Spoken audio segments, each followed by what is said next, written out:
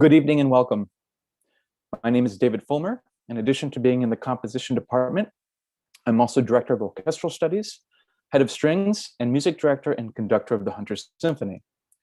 Welcome to the Hunter College Composers Concert, featuring Hunter composers and guest artist Jay Campbell. This is the first composers concert of the spring, and we cordially invite you to our upcoming concerts on April 13th, featuring new works for piano, and concerts in May, presenting works for Piero Ensemble and the Tali Ensemble. In tonight's concert, you'll be listening to new works written especially for Jay. It is an evening of world premieres. The extremely diverse program tonight offers a wide range of aesthetic and style, and we look forward to hearing the new designs and forms of our composers. On behalf of the composition department and the Department of Music at Hunter, we are thrilled to be working with Jay, and we welcome him into the Hunter community. Jay Campbell has been twice awarded the prestigious Avery Fisher Grant and has made recent important debuts with the New York Philharmonic, the Berlin Philharmonia, and many other major orchestras. He has been featured as the resident artist at the Lucerne and Ojai festivals and maintains a close relationship with music new and old. As a leading cellist and member of the Jack String Quartet, Jay has commissioned hundreds of new compositions. He finds himself enveloped in an ecstatic, multifaceted musical life. I'd like to thank our chair, Professor Suzanne Farron, as well as composition faculty, Professor Schaefer Mahoney. This time, I'd also like to thank Jacob Sachs-Michelini for his production of the video performance. Please stick around after the concert for a brief chat with Jay and our composers. Feel free to applaud at the end of the concert and use the chat to ask questions or comment both in Zoom and YouTube. You will find a PDF of the program in the chat box, which includes the composer's program notes and much more. Enjoy the show.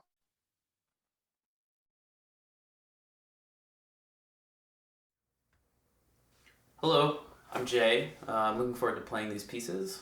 I'm sorry I can't do this in real life, and I'm sorry that it's even further mediated from reality by the fact that I'm having to record this ahead of time because my internet is so bad.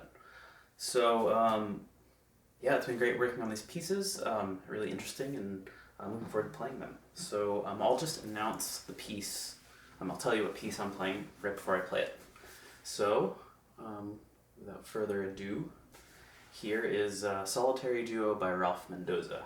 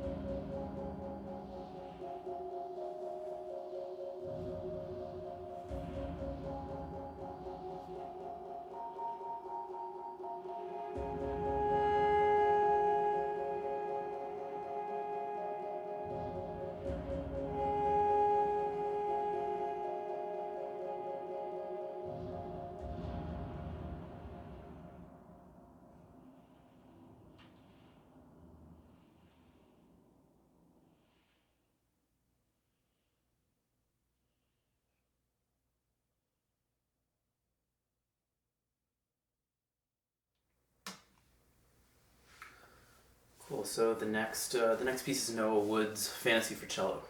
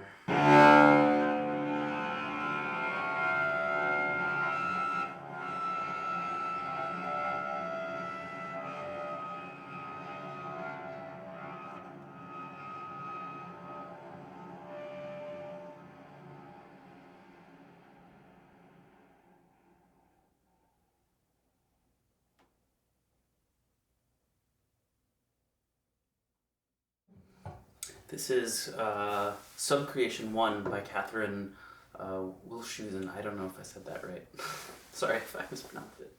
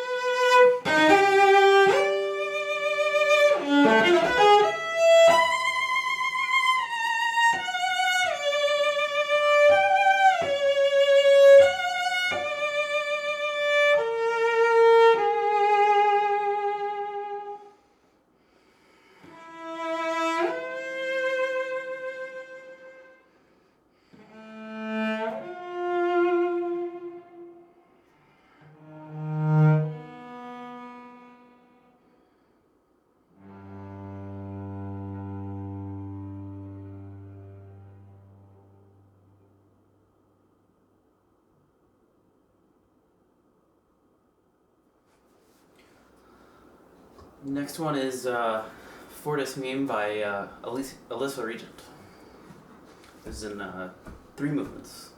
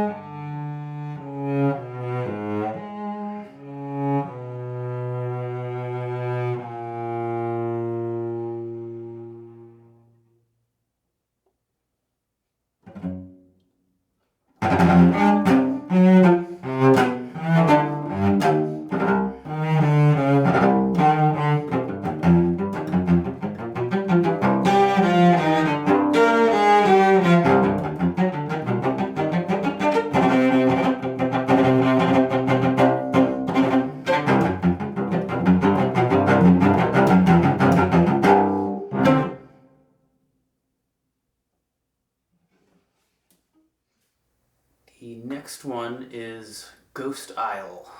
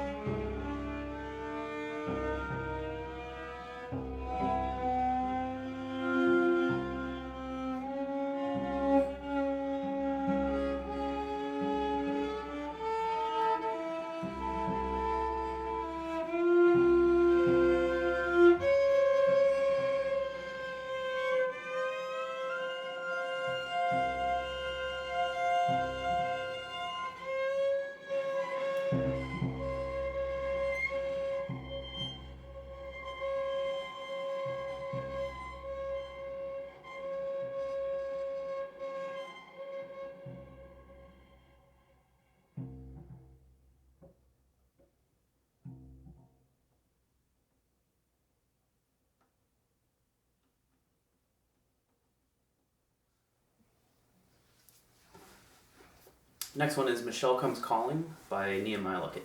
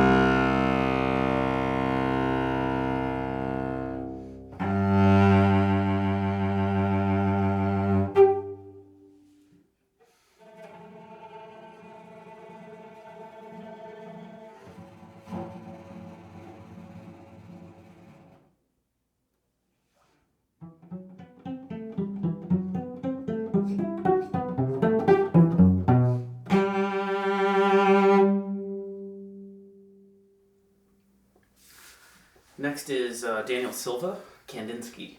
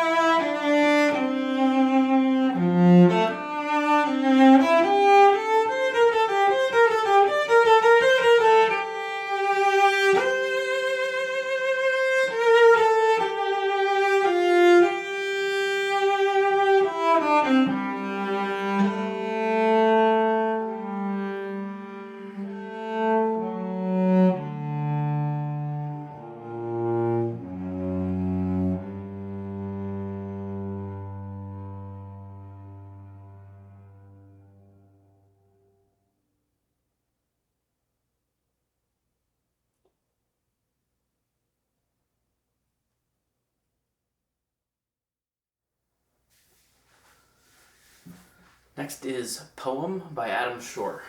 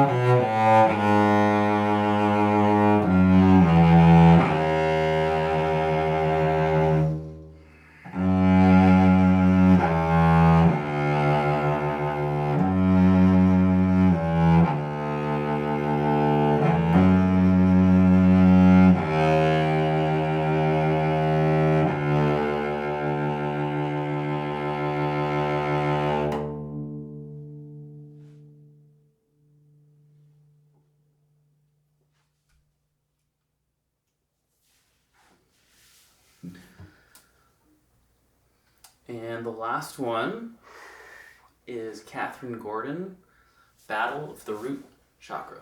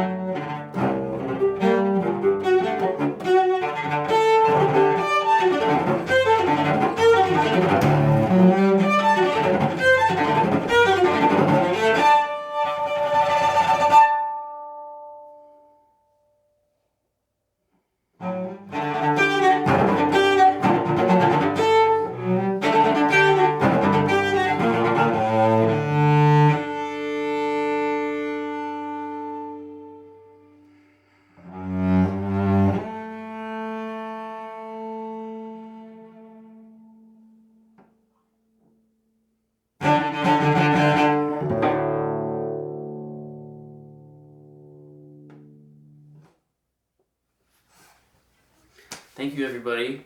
Really enjoyed playing your pieces. I wish we had a little more time. And we'll get to make some music in real life soon. Thank you.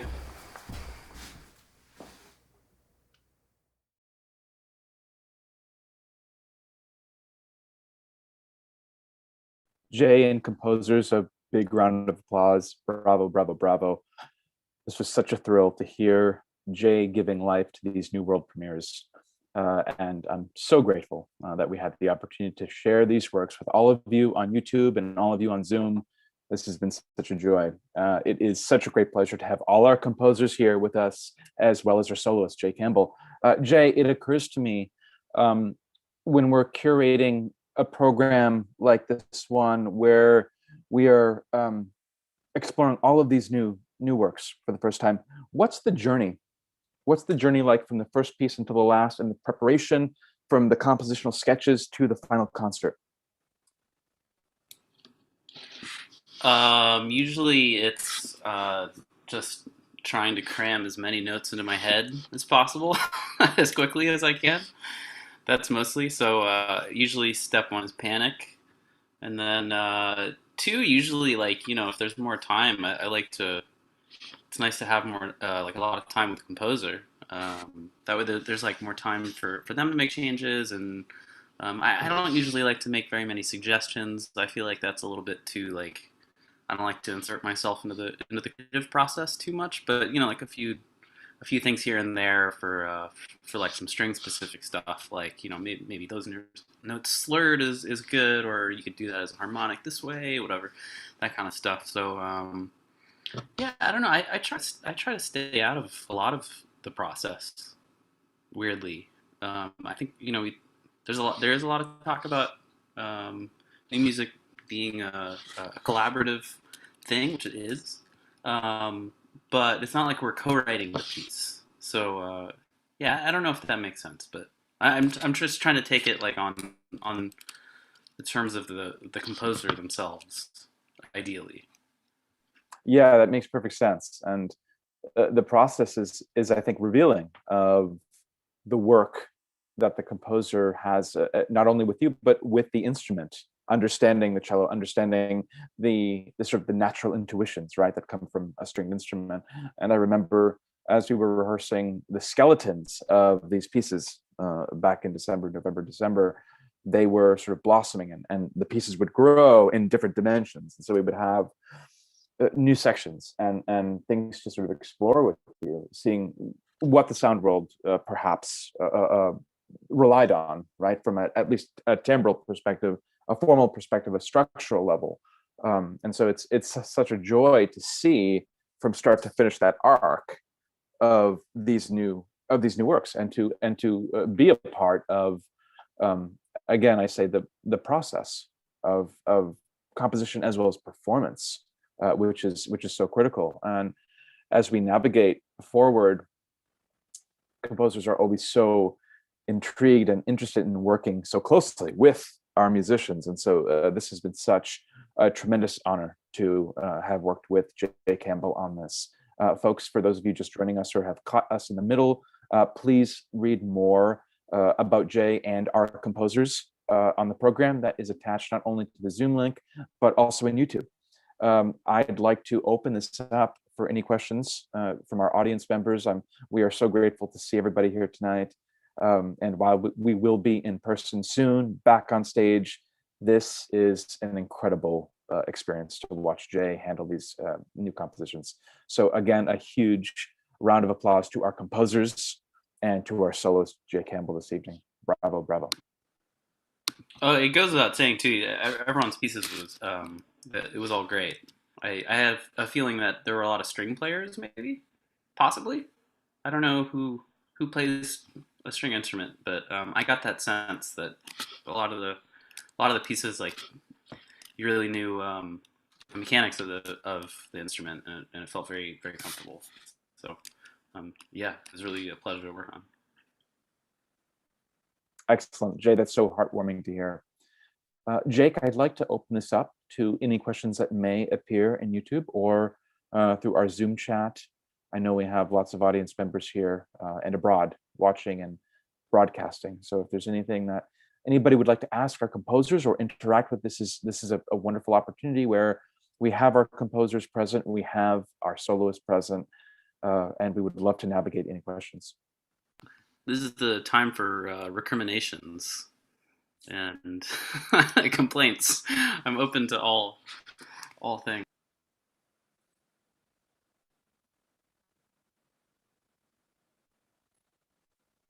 I'm seeing lots of chats just saying bravo, extraordinary. I see lots of clapping still, which is so warming to see. Folks, with no further ado, I think we have heard an extraordinary concert this evening. Again, I thank our composers, and I'm so thankful to Jay Campbell and the Department of Music at Hunter College. I wish happiness and healthiness and great health to all of you watching and tuning in. Please keep posted for our upcoming concerts. We have a recital of new works for piano, April 13th, and new works for Piero Ensemble in May, as well as a multitude of other sort of collaborations and combinations happening right now. So lots of exciting things in the Department of Music here. Thank you all so much. Have a wonderful evening. Bravo. Could I say something? This Please. I felt like this was a pretty good exercise in like some real life, real world things because there's never enough time. There's usually like when you're in the situation of being in new music, there's really there's no time to do anything. And this was definitely kind of the case here too. Like some of the composers didn't have any chance to work on anything, and part of that was my own schedule for sure. But I think actually that's sort of one thing about this. Like I've noticed from doing a lot of work with composition departments in different places with my quartet. Um, there are a lot of places where you can't play the first note of a piece without like working with the composer for like 3 hours, and that could be a really cool thing because then you could develop a practice together and stuff. But it could also be really a double-edged sword in some ways. Like that wouldn't work in situations. So like I think for this situation, it was so immensely helpful to have really clear notation and have like your ideas written down that was so clear. Like for some of the pieces, I barely felt like I needed to really talk to you. Like I'm sure there would be like little things here and there that we tweak up and make it better. And just the process of rehearsing together, of course, makes things better. But it was so clear and the ideas were so clear that I think that's really useful for a lot of situations. Just having it immediately readable right off the bat. So good job on Yeah, that. and that's such an important point in wherever we are within the compositional process, is when we're reacting and interacting with our soloist, with our ensemble, our string quartet, our symphony orchestra. We must always be aware, of course, of the external lens through which we transmit our data, right, to our performers. And I think this is a testament, certainly, of our work with you from last semester, and cleaning up the score, making sure that all of the chordal possibilities were right there in your fingertips, making sure the bowings were coordinated with the desire of timbre, making sure of all of these intricacies. I think that we as composers, and you certainly as a performer, Jay, knowing how many literally thousands of pieces you've premiered here, we're aware of that. Yeah, and I think that speaks volumes in many ways. Composers, I urge you to speak up. Please jump in. I see you all, which is a great joy. So please jump in. I mean, I just want to say that was really amazing. I didn't get to have a chance to meet with you beforehand, but I feel like you did so well. And honestly, I didn't even know that piece could be played at the speed that you played it with such accuracy and clarity. And it made it even better. Like, I was just like, I think one of my favorite things is when you pass it off to somebody and it's in good hands and they make it their own. And I think that you made it your own, and it's better than I could have asked for. So That's the panic rushing that's happening. it was still clear though. Like you so clearly notated, like the direction and the phrasing and just like kind of the vibe that you wanted and everything. So I felt equipped to do something with it, and that's like that's a really good feeling position to be in as a performer. It was never like I don't know what I'm doing because I'm not sure if the composer knows what they're doing. It was really like if this could be better, it's like it's on me. And then at that point, then it really kind of feels like back and forth because I have all the information that I need, and then from there I can kind of take it and go to a place with it that I'm kind of having. I'm putting parts of like my own cello playing and my feelings about the cello and music in general into it, and that's rewarding as a string player who's like spent a lot of time just looking at these markings in old music and new music and like really developing a relationship with them. So Yeah, and I think what's so profound that Jay had just hinted at is, and Noah as well. I'm so glad that conversation emerged. Is that when we hand over a document, a piece of data with notes and ligatures and beams and dynamics, all of these sort of surface mechanics, right? There is an expectant result. It's a hypothesis, right? Any new formulation, new design, any architectural design is in fact a hypothesis. And so when we pass off a piece of paper, whether it's a single page or a Mullerian sized type of a score, we trust so much our performers, right? And so I think tonight we saw just a performer at their apex interpreting new music and really making it their own, right? And exactly what Noah said, I'm so happy because that's one of my own sentiments, is simply loving to interact with that new interpretation. And one of my promises has always been, I will never deliver the same performance twice. It's just it's simply um, not an artistic goal. And I know Jay will not perform. I know every time he performs a performance, there's going to be new nuances that are woven into that fabric, right? There's always going to be that method of transmission, which I think is of such intrigue. So I'm so glad you brought that up, Noah, and Jay really doubled down on that. So that was important. Composers, any other questions or comments or both? I have a comment. Well, Ralph, first of welcome. all, welcome. Well, thank you, and also Jay Campbell. Thank you so much for just giving the whole piece to life, and congrats to every composer who performed an outstanding piece. Just bravo to you all. My question that I had was, because my piece was dealing with a lot of tape and electronic music, and there was a lot of things, or half was actually given um, uh, general instructions on how to just take the piece, where you were improvising on a set instructions that I gave. I was just wondering, what how would you have it done the second time if you were to perform this piece, and how did you actually feel in terms of the relationship between the acoustic instrument and having, I believe it was your monitors you mentioned, right? Your monitors playing that tape music. Just curious to know your thoughts on how that felt for you, and how you would play it differently on a second take. I thought it was really intelligently put together in terms of the notation and like letting me know what to do when. Also, the way that you showed the wave forms in the score, I thought was really clever. That way, I could sort of see I could see the sound that I'm looking for in kind of like relative size or intensity, whatever. I thought that was cool. I think I've only seen that like one or two times before, but I always like that in um, in conjunction with the timestamps that you put in. So everything there was conducive to making it as easy as possible for me. Um, so I mean, I wouldn't do anything different on your end. I thought you did a really good job with that. I love playing with electronics. I think that's something I don't get to do enough. Usually, just because there's a lot of logistical complications when doing that, like on tour and stuff like that. But obviously, that's the way things have been evolving. I think more people are doing stuff on their own and like educating themselves, um, whether it's Max or Ableton or whatever, and like really exploring that as an extension of everything else that they're doing in composition. And I think that's great.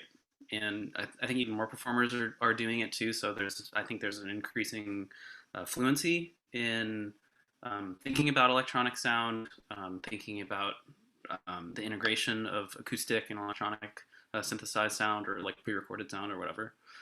Um, and it's cool. Yeah, it's cool that so many people have more access to it now. And yeah, I can't think of anything. I can't think of anything else. I thought there was some. No, it was very clear. Yeah, I mean, again, I think like with other people's pieces, I really appreciated that no one seemed in this group of composers, no one seemed to shy away from really just using words to describe what they want. Just like plain words in like the language that we speak to each other with. Like you don't have to find some super obscure Italian or like Latin word for it.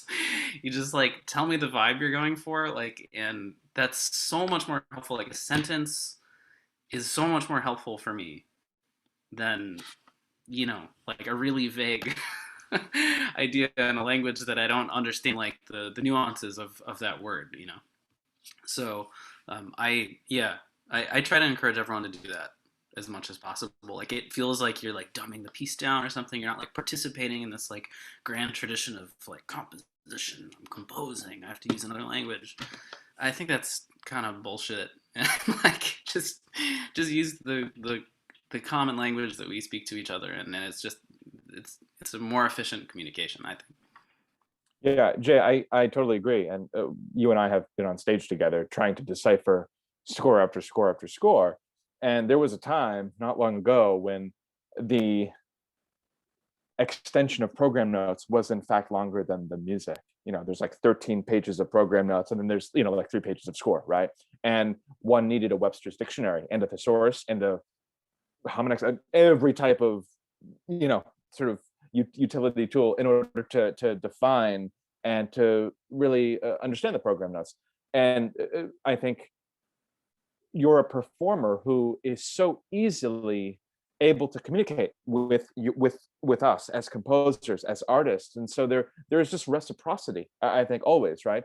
When we're working with live artists, it's always a matter of how can we get our message across. And we've had a long-lasting relationship. I mean, I'm even recalling, you know, us speaking at the wee hours of the morning. I would call up at 2:30 a.m. asking, "Oh, does that harmonic work? Where is that? Where exactly is that?" And there is a need for that. There's something beautiful in the very simplicity of transmission of an idea, right? An idea doesn't have to be packaged up and wrapped, with a sort of bow on top. It need not be that way. And when we look at the great artists of our time, when we're looking at um, uh, the visual arts, when we're looking at dance, when we're looking at contemporary art, contemporaneous art, yeah, right, of course, in all disciplines, whether it's here or there, on an international level, yeah, we're looking at communication. And so I think what we do as composers, we must write clearly, and we must communicate with our artists in a way that is easily understood, not through a 63 chained email or extended dialogue in order to expand the vocabulary or the nomenclature, perhaps. And we composers, we as a collective, as a forum at Hunter, we've discussed notation and nomenclature, I think, at wit's end. We've had so many productive discussions about how to create a nomenclature, how to design the architecture of a score, right? That is easily identified and application, right? Applicable. Everything needs application, and every design, every fold upon fold needs some sort of further support.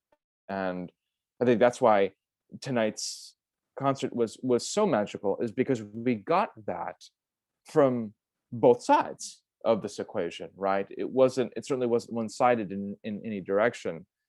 And composers, I'm so ecstatic that we were able to communicate with Jay in such an interesting way, and in a way that was productive for the soloist as well as for us as composers. So I think that's a great subject. I mean, we could talk about this. We could talk about notation and nomenclature for hours and hours. It's a sort of open-ended discussion. But yeah, you're right. I think, in short, keep it short. And that's always the best way, is to really describe. And I love using adjectives. I love describing what I want the phrase to feel like, right? I want to actually feel the texture. I don't want to just see it and hear the sound. I literally want to feel the vibration of the string. I want to know how that instrument is responding, is rebounding, right? And so it does help to use a vernacular that is intrinsically not only musical but very simple. Yeah.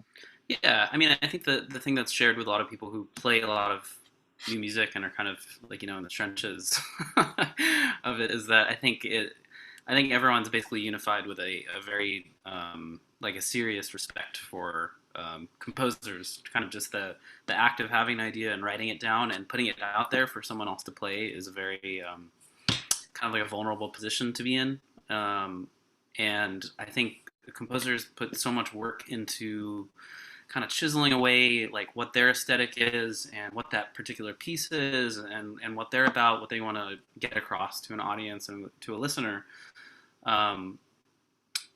Like, you're not doing yourself a favor by obfuscating any of that behind what you think a performer might want to see, if that makes sense. Like a performer of new music that you would want to work with wants to see like really the way that you want to notate it, and they should respect that ideally. Whether it's like you're writing like 7-stave parametric, notation, because that's what you do, and that's fine. There are a lot of composers who do that, and when it's really genuine, I think that we can kind of pick up on that. And but if that's not what you're about, you really shouldn't ever feel forced to do that. To feel like you're doing like what all the cool composers are doing or whatever. There are a lot of dead ends in certain trends in new music, and that's cool. But yeah, I agree. And you said something so brilliant that I love, and it's a sentiment that I have always believed in, which is simply that once the piece is done, once it is yours, once it is Jay Campbell's, it is not our piece anymore, right? And we composers and performers were always sort of dealt a hand, right? It's sort of you get either an email or a phone call or a text message. Oh, how is this supposed to sound like the recording? And I always respond, of course not. I said, it's not my piece any longer. It's your piece, whether it's an orchestra or an ensemble or a soloist as magnificent as Jay, right? It's always how they're going to interpret the piece. So back that up, make sure that that piece is designed and manufactured so beautifully, and so that all the data is there. We can't call up Beethoven and ask him about Opus 131. We just can't. I've thought about it. I've wanted to ask him about the cavatina many times. I've wanted to ask him about specific rhythmic values, about specific timbres, about specific dynamics that are completely irrational and magnificent. But we can't do that. What we can do is speak to each other, and we can transmit this dialogue, which I think is critical. Just be sure to say all that you want to say and say it, which I think is a great sort of credo for us all as artists. Folks, thank you so much. Just a big round of applause to all of you that I'm looking at. I see composers, I see Jay Campbell, I see Jacob Sachs-Michelini, as well as some fantastic audience members. Thank you so much.